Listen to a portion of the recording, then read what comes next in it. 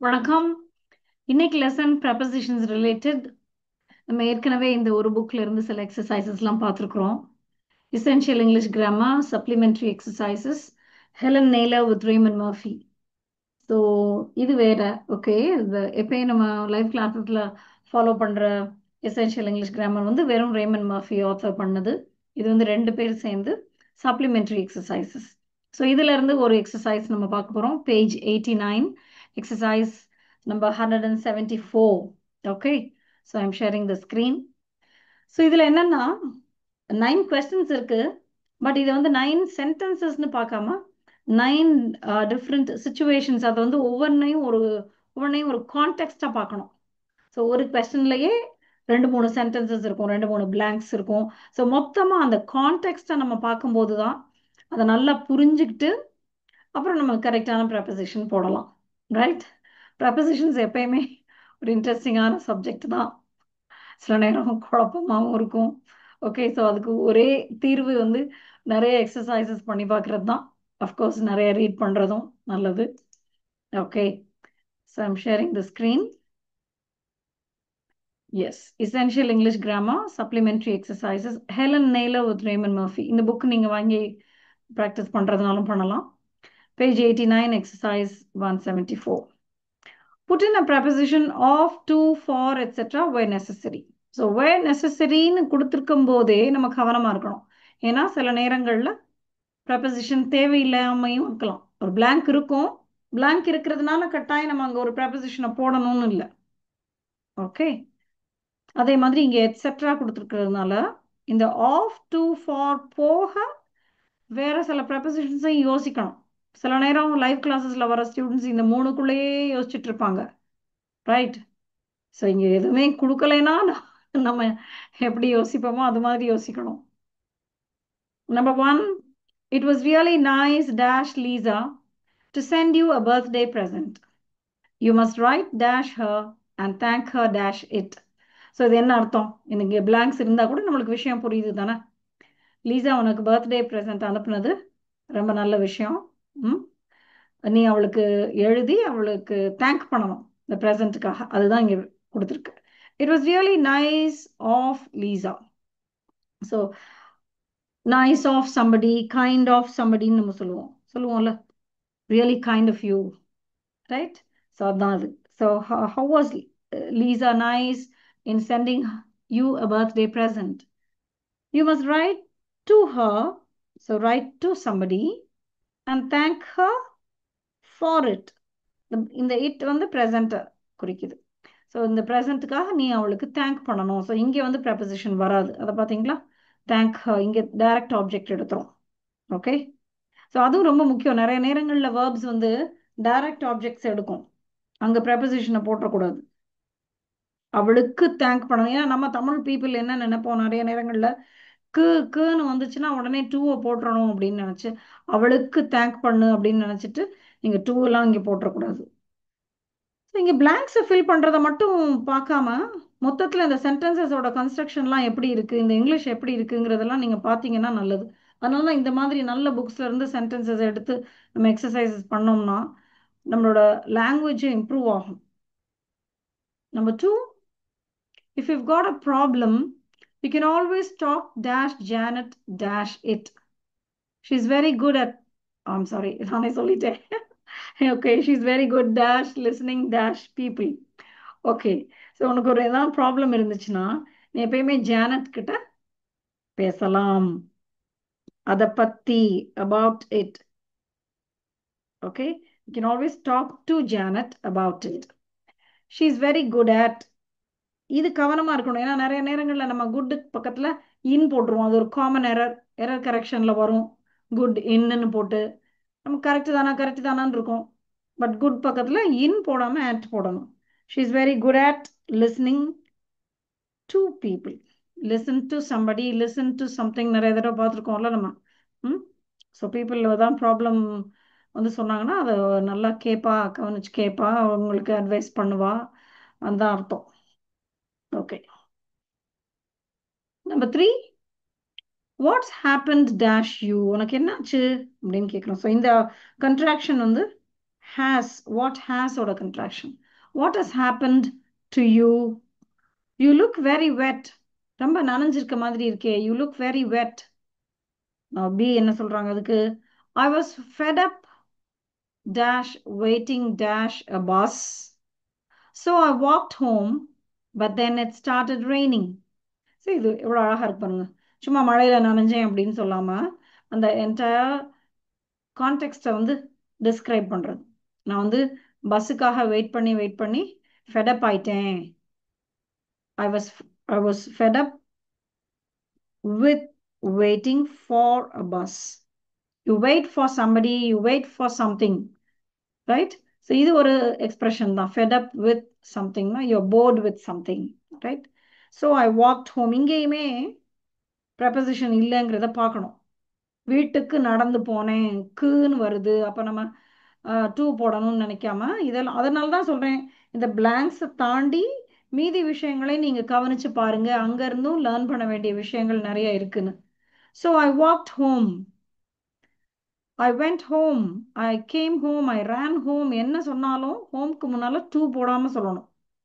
Okay, போய் வீட்டுக்கு நடந்து போயிட்டு இருக்கும்போது மழை பெய்ய ஆரம்பிச்சிச்சுன்னு அர்த்தம். But then it started raining. Okay, number 4. I must remember to telephone dash Sarah tonight. இன்னைக்கு ராத்திரி சேராக்கு நான் ஃபோன் பண்றதுக்கு ஞாபகம் வச்சுக்கிறணும். ஸோ சேராக்கு அப்படின்னு நினைச்சு நம்ம டூவை போற்றாமல் இங்கே நோ ப்ரப்போசிஷன். ஏன்னா ஃபோன், டு ஃபோன் சம்படி, அது டைரக்ட் ஆப்ஜெக்ட் எடுத்துரும். டெலிஃபோன் இருந்தாலும் ஃபோன்னாலும் கால். I must remember to call Sarah tonight. So there's no preposition here. I want to ask her dash some information about hotels in Madrid. So அவகிட்ட நான் ஒரு சில விஷயங்கள் கேட்க வேண்டியது இருக்கு. மேட்ரிட்ல இருக்கிற ஹோட்டல்ஸை பத்தி கொஞ்சம் இன்ஃபர்மேஷன் கேட்க வேண்டியது இருக்கு. I want to ask her for some information. I'm thinking dash going there in the autumn. நான் அங்க போலான்னு இருக்கிறேன். ஆட்டம்ல நான் மேட்ரிட் போலான்னு இருக்கேன். அதனால அது சம்பந்தமா அவள்கிட்ட கேட்கணும். Okay, I'm thinking of going சொல்லலாம், ஐம் திங்கிங் அபவுட் கோயிங்கும் சொல்லலாம். ஓகே, அதை பத்தி நினைச்சிட்டு இருக்கேன், இன்னும் டிசைட் பண்ணல. அப்பதான் நம்ம இந்த மாதிரி சொல்லுவோம். I'm thinking of going there means you have not planned yet, you have not decided yet. Okay, number 5. Have you got any books dash Luke Allen? Do you think I will like his writing? Luke Allen எழுதின books ஏதாவது நீ வச்சிருக்கியா? அவரோட writing எனக்கு பிடிக்கும்னு நினைக்கிறியா? அதான் இந்த அர்த்தம். So have you got any books by Luke Allen? Do you think I like his writing? It depends dash what kind of stories you like. உனக்கு என்ன மாதிரியான ஸ்டோரிஸ் பிடிக்குங்கிறத பொறுத்து தான் ஒருத்தருடைய ரைட்டிங் உனக்கு பிடிக்குமா இல்லையான்னு சொல்ல முடியும். So it depends on what kind of stories you like. So இங்கே ஆன் இல்லாமையும் விடலாம். பட் நம்மளுக்கு டிபெண்ட்னாலே ஆன் போட்டு பழகியிருப்போம். ஆன் இல்லைன்னாலும் கரெக்ட் தான். It depends what kind of stories you லைக்னு சொல்லலாம். This one for example, this ஒன்னு சொல்லும் போது அங்கே கையில் ஒரு புக்கை வச்சிருக்காங்கன்னு அர்த்தம். லுக் ஆலனோட புக்கை வச்சுட்டு this one for example is about his time in prison. அவர் பிரிசன்ல இருந்த போது உள்ள எக்ஸ்பீரியன்ஸஸை பற்றி தான் இந்த book. this one is about his time in prison. So இந்த இன் prison கூட நம்ம வந்து ஆர்டிகிள்ஸில் படிச்சிருக்கிறோம்ல, த இங்கே போடக்கூடாதுன்னு சொல்லி. ஸோ பிரிசன்ல பிரிசனரா இருந்தா நம்ம வந்து த இல்லாம இன் prison சொல்லணும், right? We are going dash holiday on Saturday. Could you look dash the cat for us? நாங்க சாட்டர்டே அன்னைக்கு ஹாலிடே போறோம். We're going on holiday. Could you look after the cat for us? So நாங்க இல்லாதப்ப எங்களோட கேட்டை நீங்க பார்த்துக்கிறீங்களா? Look after means to take care of. Okay, so go on holidayங்கிறது தான் expression. அதை நீங்க ஞாபகம் வச்சுக்கணும். Go on holiday. இதை go for போடும்போது போட்டு go for a holiday. இதெல்லாம் நம்ம ஏற்கனவே படிச்சிருக்கிறோம் வேற பழைய லெசன்ஸ்ல. நீங்க நியூ சப்ஸ்கிரைபரா இருந்தா இதெல்லாம் தெரியாம இருக்கும். அதுக்கு தான் இதையும் சேர்த்து இங்க சொல்றேன். Okay. Number 7. Martha spent 2 hours dash the phone last night talking dash her boyfriend. Now B asks, what were they talking dash? I don't know, but she was very nice dash him. முதல்ல எப்பயும் நீங்க இந்த டேஷோட பிளாங்கோட வந்து வாசிச்சு முடிச்சிடணும். அப்பதான் ஜென்ரலா உங்களுக்கு அந்த கான்டெக்ட் புரியும். மீதியை வாசிக்காமையே இங்க ஏதாவது போடணும்னா எப்படி முடியும்? ரைட். ஸோ நீங்க லைவ் கிளாஸஸ் வந்து ஜாயின் பண்றப்ப கூட இதுதான் நீங்க பார்ப்பீங்க. Okay. So I ask you to read the full sentence first. Martha spent 2 hours on